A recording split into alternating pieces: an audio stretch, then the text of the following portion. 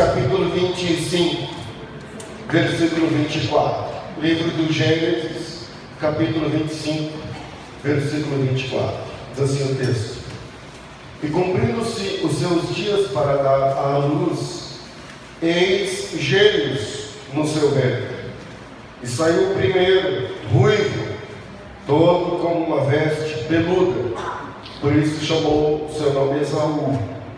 E depois saiu seu irmão, agarrado a sua mão ao calcanhar de Esaú, por isso se chamou o seu nome Jacó. E era a idade de Isaac, de 60 anos, quando os gerou. E cresceram os meninos. Esaú foi um varão perito na caça, varão do campo, mas Jacó era um varão simples, habitando em tendas. E amava Isaac a Esaú, porque a caça era o seu gosto, mas Rebeca amava Jacó. E Jacó cozera um guisado, e veio Esaú do campo, estava ele cansado, e disse Esaú a Jacó: Deixa-me, peço-te comer desse guisado vermelho, porque estou cansado. Por isso chamou o seu nome Edom. Então disse Jacó: Vende-me hoje a tua primogenitura. E disse Esaú: Eis que estou a ponto de morrer, e para que me servirá logo a primogenitura? Então disse Jacó: Jura-me hoje. E jurou-lhe, e vendeu a sua primogenitura a Jacó. E Jacó deu pão a Esaú, e também o guisado das lentilhas. E ele comeu e bebeu, e levantou-se e foi-se. Assim desprezou Esaú a sua primogenitura. Amém. Esaú, pode sentar, irmãos. Obrigado. Esaú é o exemplo de pessoas que não respeitam a vontade de Deus. Existem pessoas que não aceitam respeitam a vontade de Deus. E Esaú é um exemplo desse tipo de gente, de pessoas que não amam, ou não respeitam, ou não fazem a vontade de Deus. Esaú, ele está no início do pacto abraâmico. Então presta atenção. Antes de Abraão, nós não temos notícia, pelo menos no Antigo Oriente, de uma fé monoteísta. Abraão é o primeiro que aparece falando e se relacionando com o Deus único, destoando da fé mesopotâmica, que cria e pregava deuses, e cada deus para uma situação em específico. O primeiro que traz uma fé monoteísta é Abraão. E hoje eu quero falar bastante sobre Esaú, e Esaú está no início desse pacto monoteísta de Abraão. Abraão era seu avô.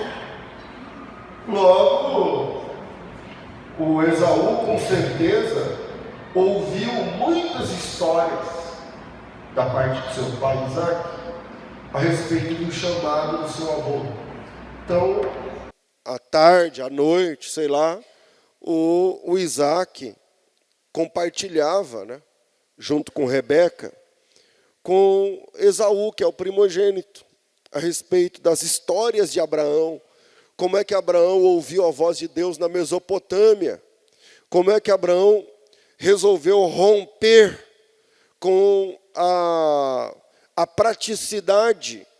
Como é que Abraão resolveu romper com a vida estabilizada na Mesopotâmia, partindo para uma terra onde ele não sabia qual era? E o Esaú, com certeza, ouvia regularmente histórias a respeito de seu avô Abraão. Ele com certeza ouviu como ninguém, de uma posição privilegiada, a famosa história do sacrifício em Moriá.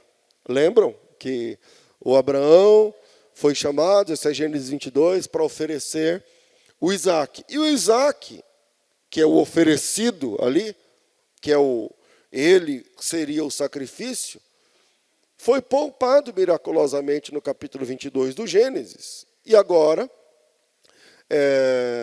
já de certa idade, o Isaac teve o Esaú quando ele tinha 60, e agora, com 70 anos de idade, ele contava. Ele contava, olha, eu quando era rapaz, eu era um adolescente, e o seu avô, meu pai, me pegou uma vez, a gente caminhou 3 dias. Ele contou a história, e eu estou dizendo que o Esaú ouviu de uma forma privilegiada, porque a gente ouve essa história contada por Moisés. Mas o Esaú ouvia essa história contada pelo Isaac. Quer dizer, o Isaac estava no meio da cena da provisão. Eu imagino como é que é ouvir essa história contada pelo Isaac. Porque o Isaac deve ter falado se teve ou não um relâmpago, um trovão, ou como é que foi a voz do anjo. Porque o Isaac estava deitado em cima do altar, amarrado. Quando veio a voz do anjo e disse, não faças isso. Está aí o cordeiro, e o Isaac dava detalhes desse cordeiro, detalhes dessa provisão. Assim, eu imagino que o Esaú viveu a fé monoteísta de uma posição extremamente privilegiada. Mas parece que todos esses privilégios não resolveram, porque, em certo ponto, Esaú jogou tudo para o alto, em troca de um prato de comida, de uma marmita. E assim como Esaú, nós também fomos abençoados. Assim como Esaú, nós também gozamos do amor gratuito do Pai, porque Esaú é o cara que nasceu no início do pacto abraâmico. Tipo, Abraão é seu avô. Veja os privilégios. Ouviu as histórias em primeira mão. Esaú, o capítulo 25, versículo de número 28, diz que o Esaú era o alvo do amor do pai. Quer dizer, num contexto onde ele é o mais velho dos gêmeos, dentro do conceito da primogenitura, ele é o alvo do amor e também da bênção de Deus, gratuitamente. Ele nasceu assim. Ele nasceu primogênito, ele nasceu tendo o direito de ser abençoado, ele nasceu gozando do amor do pai. A predileção do pai era toda para Esaú. E assim como Esaú, nós também fomos abençoados, também nascemos privilegiados, também gozamos do amor gratuito do pai. Sim ou não? E também temos a bênção de Deus. Mas assim como Esaú, nem todos nós levamos isso em consideração na hora da dificuldade. Assim como Esaú, nem todos os filhos de Deus que são amados pelo Pai gratuitamente e que nasceram privilegiados, isso é de graça, não tem que pagar, mas parece que a história se repete. Porque assim como Esaú, muitos filhos amados de Deus desprezam esse amor, desprezam essa bênção na hora da fome ou na hora da dificuldade. Para isso a gente vai deixar 3 pontos para a gente ancorar a nossa fé, baseado nessa história. Primeiro, dificuldades não são desculpas para negociarmos as bênçãos do Pai. Dificuldades não são desculpas para negociarmos as bênçãos do Pai. Hoje, o cansaço é uma desculpa. O texto diz que o Esaú chegou cansado da caça.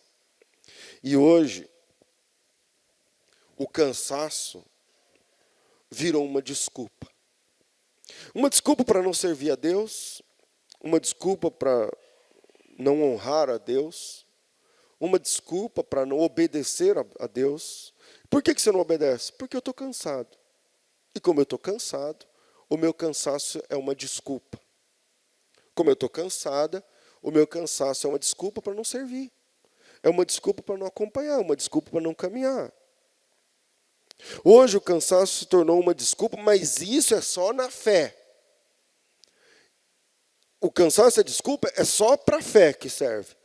Porque na vida corporativa, o cansaço não pode ser desculpa. Você não pode chegar no seu patrão e falar assim para o seu patrão, olha, essa semana eu não vou trabalhar nem segunda, nem terça, nem quarta. Se der, eu venho quinta e sexta. Aí o patrão fala assim para você, ué, mas por quê? Não, porque eu estou muito cansado. Eu estou cansado já. Eu entro nessa firma tal hora, saio tal hora, ninguém me reconhece, meu salário não aumenta, então eu estou cansado. Então essa semana, se der quinta-feira, eu venho. Isso acontece no mundo corporativo? Se você falar isso para o seu patrão, você vai ser mandado embora, meu amigo. O patrão vai falar para você, quê? O que você está falando? Você está louco. Quer dizer que você não vai vir segunda, nem terça, nem quarta, porque você está cansado. Ou porque o seu vizinho não te reconhece. Ou porque... Então vai caçar o caminhão que você caiu, meu. Já passa no RH. Tchau. Mas ninguém faz isso. No mundo, ninguém faz isso. Na faculdade, ninguém faz isso. No colégio. Mas na fé, parece que essa desculpa cabe. Eu tô cansado,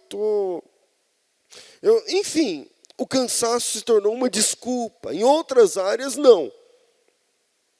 Né? Mas, na fé, o cansaço é uma desculpa. Em outras áreas, o cansaço é motivo para buscar um renovo. Você está lá na firma cansado, fala, eu estou precisando de descanso para eu voltar ativa e tal. Mas, na fé, o cansaço é a desculpa para parar. E não para buscar um renovo. Então, eu quero falar para você que assim como Esaú está cansado, ou assim como Esaú está faminto e não se satisfaz, que outros já sofreram muito mais do que você sofre, e mesmo assim não negaram. Por exemplo, se você abrir a sua Bíblia, na carta aos Hebreus, no capítulo 11, está escrito assim no versículo 36, aos Hebreus 11, 36. Outros experimentaram escárnios e açoites, e até cadeias e prisões. Então, eu vou fazer uma pergunta muito sincera e quero a interação de vocês nessa pergunta, porque é importante para mim.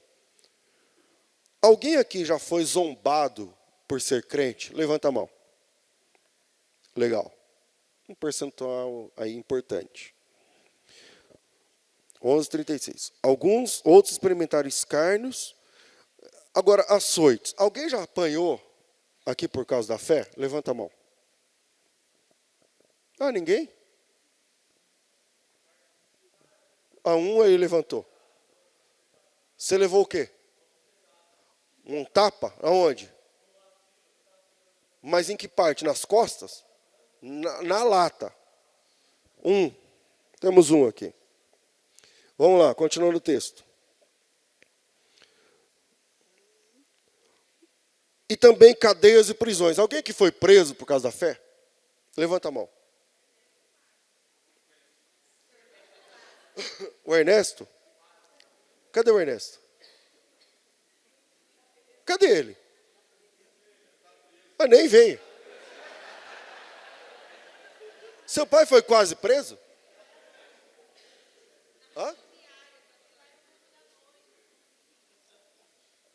Não, mas ele já foi quase preso, é essa a história?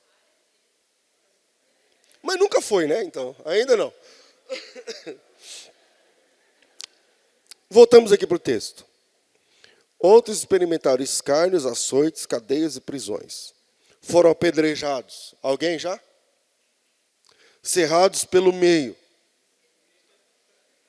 Tentados, mortos ao fio da espada. Andaram vestidos de peles de ovelhas, de cabras, desamparados, aflitos, maltratados. Famintos. Homens dos quais o mundo não era digno. Errantes pelos desertos, montes, pelas covas, pelas cavernas. Enfim, a Bíblia mostra uma lista de pessoas que estiveram famintos e resistiram, que foram tentados e se mantiveram firmes, que foram zombados, que apanharam e estiveram firmes.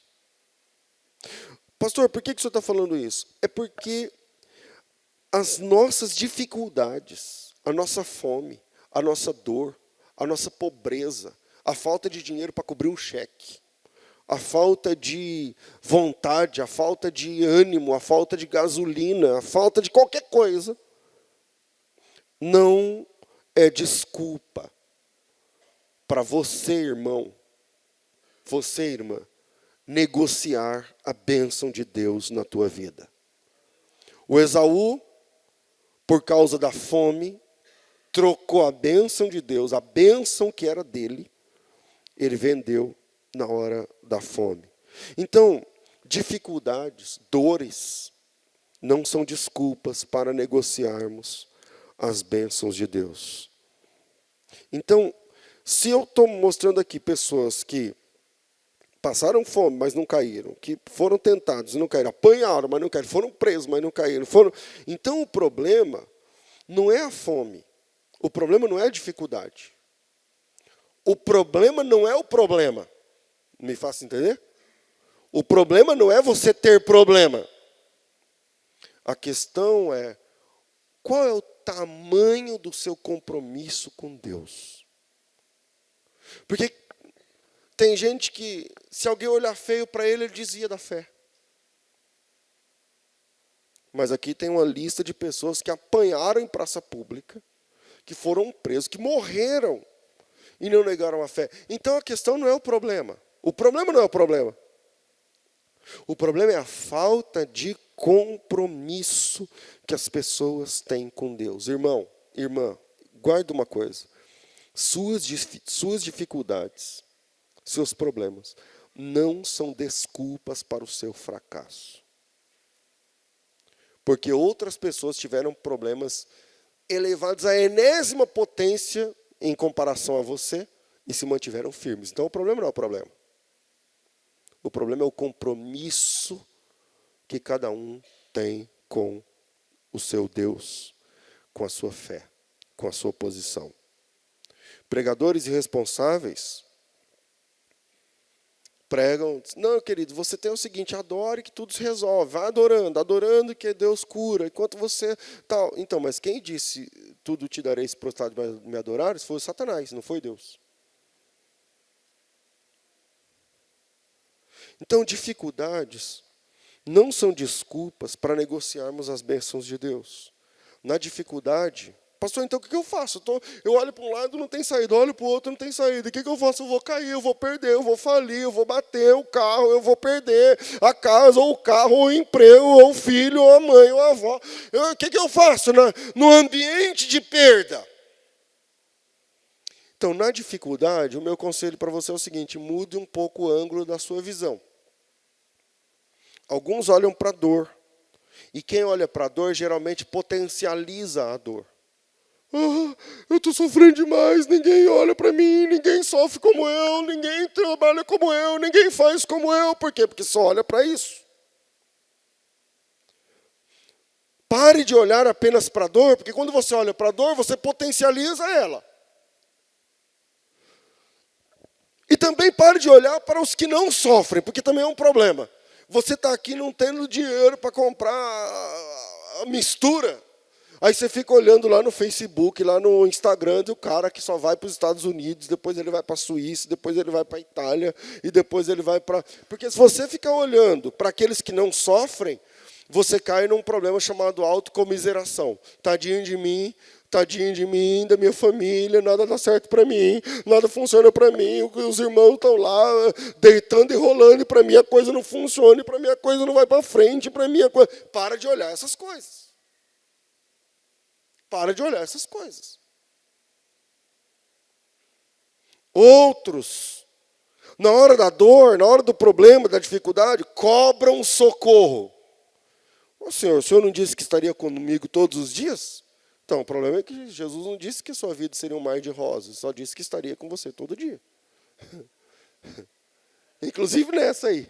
Ele está com você todo dia. É muito interessante, porque a Bíblia não diz, Jesus Cristo nunca disse assim, eis que você vai andar só na... Não, ele disse, eis que eu estou convosco todos os dias, até a consumação dos séculos. Até na dor, pastor, até na dor. Então eu quero te dar um outro ângulo de visão na hora da dor. Hebreus capítulo 12, versículo de 2 a 7, diz assim, olhando para Jesus, aleluia, olhando para Jesus, autor e consumador da fé, o qual, pelo gozo que estava proposto, suportou a cruz, desprezando a afronta, assentou-se à destra do trono de Deus. Considerai, pois, aquele que suportou tais contradições dos pecadores contra si mesmo, para que não enfraqueçais desfalecendo em vossos ânimos. Por que eu tenho que olhar para Jesus? Eu tenho que olhar para Jesus no versículo 2 para entender que ele, pelo gozo que estava proposto, suportou a cruz e desprezou a afronta. Quer dizer, tendo em vista o que vem depois da cruz, se eu olhar apenas para a cruz fica difícil, mas se eu olhar para o que vem depois da cruz, o gozo que estava proposto, eu suporto a cruz e desprezo a afronta. Eu nem ligo para a afronta. E o versículo 3 diz assim, ó, considera isso, ou melhor, considere aquele que suportou essas contradições dos pecadores contra si, porque se você considerar isso, você não se enfraquece desfalecendo o seu ânimo. Versículo 4. Você ainda nem resistiu até o sangue combatendo contra o pecado. Uau! Não resististes até o sangue ainda combatendo contra o pecado. Ah, pastor, eu estou cansado, não sei o quê, para mim está difícil. Ô, irmão, já saiu sangue? Do teu joelho? Da tua garganta? Da tua voz? O irmão já resistiu até o sangue? Não, né? Então, olhe para Jesus. A minha ideia é a seguinte, tenha um outro ângulo de visão, olhando para Jesus, autor e consumador da fé. Ele é o grande exemplo, ele é o maior exemplo na hora da dor, na hora da perda, na hora da dificuldade. Versículo 5, já vos esqueceste da exortação que argumenta convosco como filhos? Filho meu, não despreze a correção do Senhor, não desmaieis quando por ele fores repreendido, porque o Senhor corrige o que ama, açoita aquele que recebe por filho. Se suportais a correção, Deus vos trata como filhos. Porque que filho há a quem o pai não corrige? Então hoje, enxergue na hora da dor, na hora da dificuldade, não olhe nem para a dor. Não olhe para a perda. E também não olhe para quem está lá em cima, surfando em cima da onda, porque dói. Você dá uma olhada e fala assim, caramba, eu estou aqui com esse carro que mais estraga do que anda, e eu estou olhando por mão que está aí de BMW. Por exemplo, um exemplo. Aí você fica olhando as fotos do cara no Instagram, as viagens, as coisas. Não é por aí. Olhe para Jesus. Olhe para Jesus. Pastor, mas você está falando para ele, não quero ser grosso, não quero ser... Mas é que Jesus não passou o que eu estou passando. Será? 1 de Pedro, capítulo 2.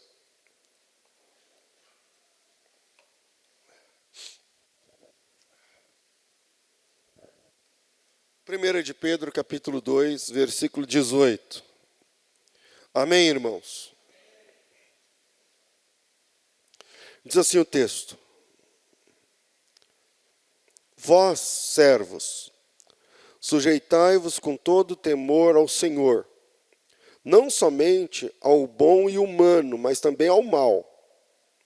Porque é coisa agradável que alguém, por causa da consciência para com Deus, sofra agravos, padecendo até injustamente. Eu vou repetir. Porque é coisa agradável que alguém, por causa da consciência para com Deus, sofra agravos, padecendo inclusive injustamente.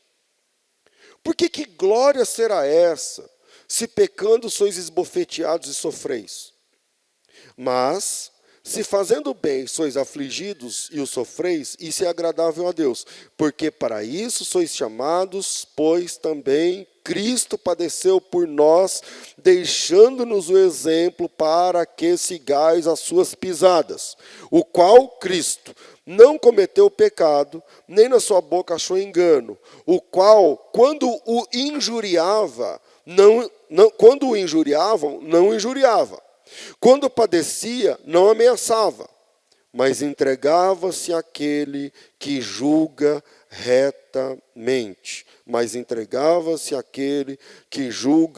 Outra versão, justamente. Levando ele mesmo em seu corpo os nossos pecados sobre o madeiro, para que, mortos para os pecados, pudéssemos viver para a justiça, e pelas suas feridas fomos sarados. Cristo é o exemplo. Quando injuriava, não injuriava em revide. Quando maltratado, não maltratava como troco. Siga o exemplo de Cristo na dor. Ah, pastor, mas é muito difícil ficar quieto. Se fosse fácil, não precisava seguir a Cristo. Seguia você mesmo. Siga Cristo na dor. O crente vive como crente, mas também morre como crente. O crente se alegra como crente, mas também se entristece como crente. O crente ganha como crente, mas também perde como crente.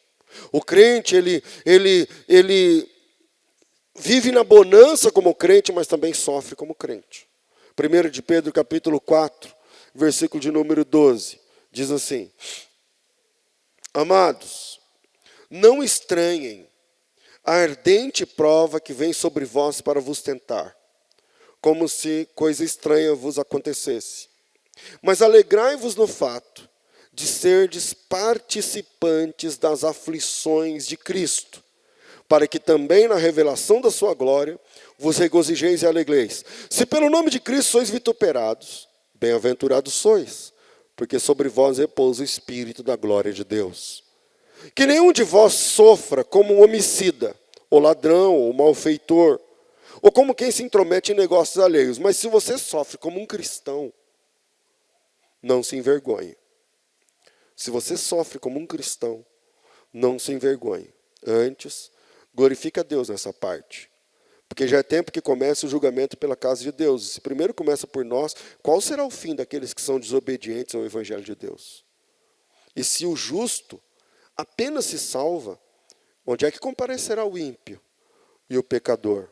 Portanto, também os que padecem, segundo a vontade de Deus, encomendem-lhe sua alma como ao fiel Criador, fazendo o que é certo, fazendo o bem. Então, primeiro, as suas fraquezas, ou as suas dificuldades, ou a sua fome, ou a sua dor, não são desculpas para negociar a bênção de Deus. Ah, pastor, eu estou triste, então eu vou beber. Não é desculpa. Ah, eu estou lá no serviço, eu fui mandado embora injustamente, me acusaram injustamente, então eu vou fumar, eu vou me drogar, eu vou matar, eu vou processar, eu vou fazer acontecer. Não é desculpa. A injustiça para com o irmão não é desculpa para que você abra mão da bênção de Deus sobre a tua vida. A tua fome não é desculpa para vender a tua bênção por um prato de lentilha. A tua dor não é desculpa para você negociar a tua bênção a troco de revidar. Ah, xinguei mesmo, falei mesmo, comigo é assim, se pisar no meu calo e tal. Não, crente sofre como crente. Crente sofre como crente. O problema é que na nossa geração, os crentes não são mais treinados para perder. Mas a Bíblia ensina a gente como que a gente perde aqui. Eu não li textos aqui para você? Se na hora da dor, da perda, da dificuldade, o que eu faço? Glorifique a Deus. Exalte a Deus. Não pague o mal por mal. A Bíblia tem receita aqui como perder o carro, os bens, como perder sem perder. Você pode perder tudo e não perder a presença de Deus. Ou você pode levar um pisão no seu calo e perder a bênção de Deus. Dificuldades não são desculpas para perder a bênção de Deus na tua vida. Se a gente entendesse só isso, já estava bom hoje. Só isso. As minhas dificuldades não me dão direito de negociar a bênção de Deus sobre a minha vida. A tua dor, a tua lágrima mais salgada, a tua lágrima mais dolorosa, a tua dor mais angustiante não te dá direito de vender a bênção de Deus sobre a tua vida. Deus ama você, escolheu você, você é filho de Deus, primogênito de Deus, mas você não pode trocar tudo isso na hora da dor. Porque o Esaú fez isso. Segundo, sucesso e fracasso deixam pistas. Sucesso e fracasso deixam pistas. No capítulo 25, os gêmeos nascem. Ainda no capítulo 25, Esaú vende a bênção de Deus a troco de um prato. Acho que foi quinta que eu estava falando aqui, eu falei de lentilha ainda, né? Não é nenhum churrasco, não é nenhum... É lentilha. Eu gosto de lentilha, mas não dá para trocar nada por um prato de lentilha. Um prato de lentilha, cara, é um negócio que... Eu não conheço ninguém que fala, meu prato predileto é um prato de lentilha, assim. Eu não sei. O cara vende a bênção da primogenitura, a bênção do pai, colocar a mão na sua cabeça e dizer, você é abençoado, vai ser assim. Ele vende tudo isso por um prato, uma marmitex, ainda de lentilha. É o capítulo 25. Já no capítulo 26, coloca aí, Gênesis 26, que você vai ver esse cara dando pistas de que ele não está bem. Gênesis 26, lá no final... 34 diz assim, sendo Esaú da idade de 40 anos, tomou por mulher Judite, filha de Beeri, o Eteu, e também a Basemate, filha de Elon, também Eteu. E estas foram para Isaque e Rebeca uma amargura de espírito. Essas foram para Isaque e Rebeca uma amargura de espírito. Em Gênesis 26, 34, 35, está aí o Esaú gerando desgosto para os seus pais. Pastor, mas por que ele está gerando desgosto? Porque os pais não concordavam com o seu casamento? É um pouquinho mais complicado do que isso. Veja só. De Abraão para cá, existe uma bênção no pacto abraâmico. E lembra que para o Isaac se casar, foi um Deus nos acudas. O cara tinha 40 anos e não casava, porque ele não queria sair fora do pacto. E aí, ele faz um juramento, põe a mão na coxa do pai, ora e tal. O menino lá, como chama? O Eliezer, que é o funcionário do seu pai, vai em busca de uma moça que fosse da mesma linhagem, para não sair fora do pacto. Para não perder a bênção de Deus, para não sair debaixo daquele guarda-chuva que o Abraão levantou. Agora chega a vez do Esaú. O Esaú vai lá e casa com 2 mulheres, e as 2 mulheres eram hititas. Linhagem inimiga. E o Esaú é, por assim dizer, o primeiro da linhagem da bênção de Deus a não se importar com o pacto dos seus pais. Ele nem liga. Eu sou dono do meu nariz, eu vou fazer o que me der na telha, eu não quero nem saber. E o Esaú é o primeiro cara que não está nem aí para a fé do seu pai, para a escolha da sua mãe, para o palpite da sua família. Eu aprendi que o sucesso deixa pistas. E eu também vejo que o fracasso também deixa pistas. Eu me lembro quando eu era adolescente, eu tenho um primo que ele vivia dentro da minha casa, porque o pai dele, irmão do meu pai,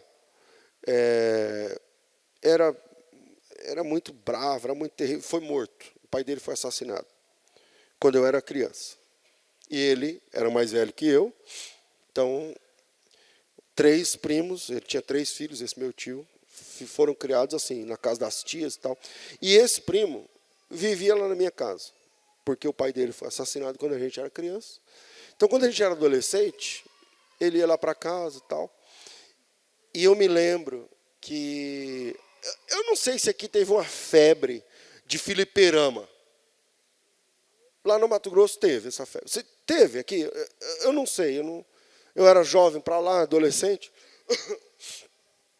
E lá, eu não... Então, pode ser que aqui teve, mas pode ser que não aconteceu igual aqui nessa cidade, né? Mas lá... Era lá que começou o antro de fumar maconha, era lá. Estou falando de Três Lagoas, da década de 80. Final de 80, por aí. 90, comecinho de 90, 91. E aí, o pessoal ia para lá, para o fliperama, ficava jogando nas máquinas e aprendia a fumar maconha. E esse meu primo, ele foi nessa leva aí. E um dia, ele queria porque queria me levar, porque não, você tem que ver, os caras são da hora, os caras são legal. E tinha gangue naquela época, se formavam gangues. E aí tinha umas 3 lá na época. E aí, ele me levou uma vez. E eu nunca tinha visto uma pessoa fumando maconha assim na minha frente. E aí eu fiquei horrorizado, eu era um manézão, né? Eu não sabia nada. Quando eu voltei, eu contei para minha mãe. Apanhei. Eu contei mesmo assim, eu apanhei. Aí, porque você nunca mais... Minha mãe leu o beabá lá, explicou como é que funcionava para eu nunca mais voltar. Beleza, eu nunca mais voltei. Mas esse meu primo, ele permaneceu nessa vida. Deixou de frequentar a nossa casa. E hoje, ele é um cara que ele tem uns 44 anos, mais ou menos, e ele viveu mais preso do que solto, de verdade. Se você contar, a primeira vez que ele foi preso, ele já tinha 18. E ele viveu preso a vida inteira. Então, eu tenho um primo, que a Vanessa sabe de nome, que ele viveu mais preso do que solto. E aí, agora, ele está solto. E a última informação que eu tive dele... E ele era assim comigo, o negócio era eu e ele.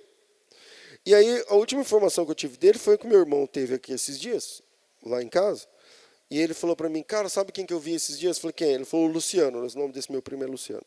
Gente boníssima, como pessoa, sabe, ele era uma gente boa, legal e tal. Quando ele começou a trabalhar, ele era muito inteligente, ele começou a trabalhar, ganhava bem, comprava as coisas para a gente e tal, até entrar nas drogas. E aí...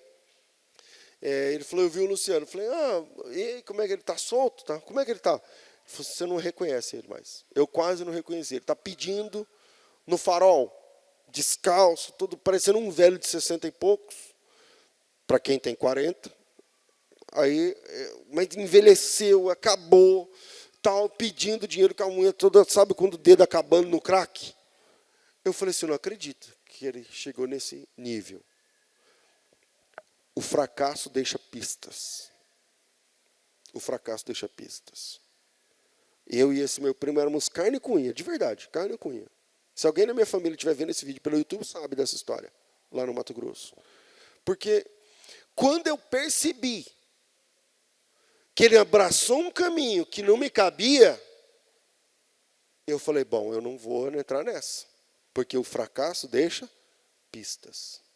E se eu tivesse entrado, se eu tivesse frequentado mais uma semana com ele, com certeza eu não estaria aqui agora, falando com vocês. Eu estaria em outro lugar, não sei, preso, não sei, não dá para saber. Mas sucesso e fracasso deixam pistas. Grava isso no seu coração. Sucesso deixa pistas e fracasso deixa pistas. Então, se o sucesso deixa pistas, olhe com cuidado. Não imite. Quando eu falo sucesso deixa pistas, não é para você imitar. Então, o cara, uma pessoa de sucesso na fé. Me entenda, quando eu falo sucesso, não estou querendo, não é pejorativo. Uma pessoa bem-sucedida na fé. Ela não está lá para você imitar as frases dele, ou a roupa dele, ou o jeito dele pregar, ou o jeito dele, o estilo. Não. Siga as pistas. Na leitura, no caráter, no compromisso. no posicionamento. A nossa geração é uma geração que imita o fim só. Então, lança uma moda, todo mundo compra aquela roupa da moda. Todo mundo faz um vídeo daquele jeito, daquela brincadeira. Todo mundo, mas o que eu estou falando, siga as pistas. E não o cara que teve o sucesso. E quanto ao fracasso, o fracasso também deixa pistas. Eu estou mostrando aqui algumas pistas na vida do Esaú que vai culminar no desprezo da bênção de Deus. Então, tome cuidado, porque se o fracasso deixa pistas, passe longe. Não se associe. Senão você vai terminar igual ou pior. Porque quando você não se importa, falando de Esaú, quando você não se importa com o pacto de Deus, que é o que o Esaú mostra aqui quando ele casa, quando ele vende a primogenitura, significa que a bênção de Deus, ou a aprovação de Deus, já não tem mais valor para você. Quando você não se importa com o que Deus pensa a respeito da roupa que você usa, das palavras que você usa, quando você não se importa mais com o que Deus pensa a respeito dos relacionamentos que você entra, aleluia. Quando você deixa de se importar com o que Deus pensa a respeito dos posicionamentos que você tem, significa que você está a um passo de negociar a bênção de Deus sobre a tua vida. Porque você para e fala assim, eu sei que Deus não quer que eu fique perto desse vaso aqui, mas eu vou ficar.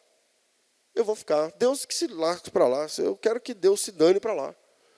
Pastor, mas como assim? Eu nunca falei isso. Nunca falou com a boca. Mas fala com as atitudes. Então Esaú, ele está deixando pistas de fracasso.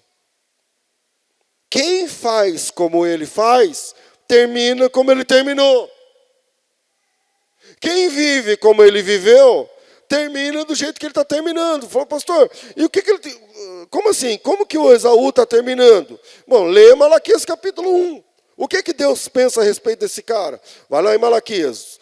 Pega a Bíblia em Mateus, volta 1. É Malaquias. Malaquias capítulo 1 diz assim, ó. Peso da palavra do Senhor contra Israel pelo ministério de Malaquias. Eu vos amei, diz o Senhor. Mas vós dizeis, em que nos amastes? Não foi Esaú irmão de Jacó? Disse o Senhor, todavia amei Jacó e aborreci Esaú. E fiz dos seus montes uma desolação. E dei a sua herança aos dragões do deserto. Ainda que Esaú diga, empobrecidos somos, porém retornaremos e edificaremos os lugares desertos, assim diz o Senhor, eles edificarão e eu derrubarei. E lhes chamarão termo de impiedade, povo contra quem o Senhor está irado para sempre. Aí você fala assim, pastor, mas quer dizer que Deus está irado contra Esaú para sempre? Sim. Mas por quê? Porque ele desprezou a bênção de Deus. Ele desprezou a vontade de Deus. Ele não levou em conta a vontade de Deus para a sua vida, mas levou em conta o que ele queria. E quem vive como Esaú viveu, ou quem age como Esaú agiu, termina como Esaú terminou. Hebreus capítulo 12, versículo 16, diz assim, ninguém seja fornicador ou profano como Esaú, que vendeu, ou melhor, que por um manjar vendeu o seu direito de primogenitura, porque bem sabeis que, querendo ele ainda herdar a bênção, depois que ele fez a lambança, querendo ainda herdar a bênção, foi rejeitado, porque não achou lugar de arrependimento, ainda que com lágrimas o buscasse. Como é que termina quem vive como Esaú? Termina em distância, deserto e lágrimas. Fracasso deixa pistas. Você quer... O pessoal hoje em dia todo mundo agora é coach. E lá nos coaches eles falam o seguinte, você é o resultado das 5 pessoas com quem você se associa. Bom, isso é uma verdade. Eu não sei se é de 5, acho que 5 é muito. Mas uns 2 que você anda mais, eles vão influenciar beneficamente ou não na tua vida diretamente. Diretamente. Então, se você é pai ou mãe, seu filho tem 9, 10 anos, 8, sei lá quanto, fica de olho com quem ele está andando, cara. Se a sua filha, fica de olho com quem ela está andando. Porque se ela está andando com menina que gosta de andar quase pelada na rua, na outra semana ela vai querer um shortinho que mostra o bumbum já também. Ou não é assim? É assim, irmão. Sucesso e fracasso deixam pistas. Terceiro, e a gente termina. O valor do prato não é compatível com a bênção de Deus sobre você. O valor do prato não é compatível com a bênção de Deus sobre a tua vida. Sabia que se o Esaú não faz essa lambança que ele aprontou aí, era para a gente cantar, era para estar escrito nos livros, era para a gente pregar sobre Abraão, Isaac e Esaú? Não fica esquisito? Porque o Deus de Abraão, Isaac e Esaú. Nem combina, né? Porque a gente fala tanto. Como é que a gente fala? Deus de Abraão e Jacó. Mas era para ser o Esaú. Porque quem é o primogênito da história? É o Esaú. Quem que era o preferido da história? Era o Esaú. Quem que estava na fila no número 1? Era o Esaú. Mas por que a gente não fala Deus de Abraão, Isaac e Esaú, mas falamos Deus de Abraão, Isaac e Jacó e cantamos Deus de Abraão, Isaac e Jacó, e tudo tem a ver com Jacó, porque o bichinho de Jacó, porque o Deus de Jacó, porque... Por quê? E não Esaú? Porque na hora da dificuldade, o Esaú não entendeu que na hora da dificuldade, da tentação, os valores tendem a se desorganizar. Pastor, do que o senhor está falando? O que vale mais? 30 moedas de prata ou Jesus Cristo? Mas parece que o Judas não entendeu isso. Na hora da tentação, os valores se embaralham na nossa frente. O que vale mais? Um beck de maconha, ou 10, ou 50, ou a sua família? O que vale mais? A família, mas o cara não pensa assim. Ele vai lá na maconha, ou na cocaína. O que vale mais? Um copo de cachaça, ou o sorriso do seu filho no seu colo? O sorriso do filho, mas o cachaceiro não pensa assim. Não pensa assim. O que vale mais? Uma família em volta da mesa? Ou um copo de pinga no boteco? Eu tenho esse negócio, mas a Vanessa, a gente passa, aí vê os caras, né? O copo de pinga assim, e o cara assim no boteco. Já viram esses caras ou não? Olha o cara tá assim no boteco. Aí você dá uma olhada no relógio e fala assim, caramba, 2 da tarde, mano. E esse cara tá com um copo de pinga, com a perna cruzada, com o cotovelo no balcão, olhando para a cara do vendedor lá, do velho. Sempre é um velho que fica, né? Não sei porquê. Devendo lá pro velho do boteco. Devendo. Pendura mais aí. Pendura. Recebe, tem que ir lá dar 600 pau. 700. Você está achando que eu estou exagerando? Chega lá, morre lá, 500 conto. Mas nunca comprou uma bola para o seu filho, cara. Uma chuteira para o moleque. Que custa 10 vezes menos. Você está entendendo? Pega esses 500 conto, coloca de gasolina no carro, pega o resto que sobrar, pega a sua família e fala, vamos passar o fim de semana lá em Curitiba, sei lá, em qualquer canto, dá para fazer isso. Mas não, come com a pinga com farinha. E aí chega em casa, a mulher não aguenta mais olhar na cara, e aí depois, aí vem, ai, minha família, pastor. O valor do prato não é compatível com a bênção de Deus na tua vida. Não é. Só que ninguém avisou isso para o Esaú. E ele entendeu que o prato valia mais do que a bênção de Deus na vida dele. Ele entendeu que na hora da tentação os valores se desorganizam. O que vale mais, uma fruta ou o paraíso? É o paraíso, mas então avisa Adão e Eva, porque eles não entenderam assim. O que vale mais, a droga ou a sua família? O que vale mais, um prato de lentilha ou a bênção de Deus? Ah, a bênção de Deus. Então, mas eu aviso o Esaú, porque ninguém avisou ele.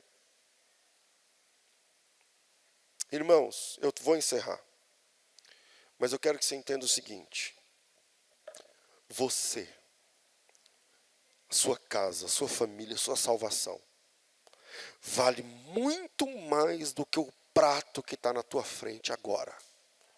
Vale muito mais do que a possibilidade que você tem considerado ultimamente. Vale muito mais, você vale mais, a bênção de Deus na sua vida vale muito mais do que essa besteira que você está vendo agora. A bênção de Deus sobre você vale muito mais do que aquilo que está te tentando ultimamente.